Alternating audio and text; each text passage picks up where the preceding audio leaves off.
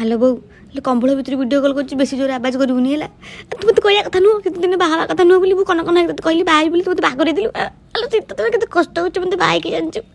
सकाल काउ कहली उठु ना मत उठे दूसरी बो को उठा नुआ बो आगे उठो समस्त को चाय करके दब दिन जाकर मोर किछि काम नै खाली बासन माजिया रखे मत सकाल टिफिन करी आगर बासन माजी तीपर रोषे करी आगर बासन माजी संध्या टिफिन करी आगर बासन माजी रात खाइया देवी मन बासन माजी तापर भी कौट कौन आउे सकाल उठला पुणी बासी बासन माजी तू आई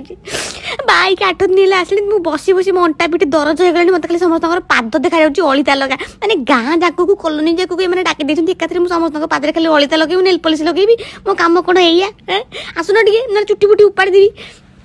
किए गाँव आसो नुआ बो आई जातायात कहू बेणी करदेव आउ किए आसो कह जा मुकुणी बाजद मैंने मुझे कौन या घर को आसी झाड़ू करी पोछा करू बासन माजू जी कुणी आसो गोड़ तोड़ पड़ू पुणी जाऊ जी गाँ गहली आस गोड़ हाथ मोड़ू गोड़ हाथ मोड़ला बेलू विश्वास कर एमती घुमाऊँ मुझे से कहते बो नुआ बो कौन घुमाऊँ मो इच्छा तंटी चिपी दिखती बुझिलु तू मत कहया कथा नुह दिन बाबा कथा नुह अल लोक कंबल भितर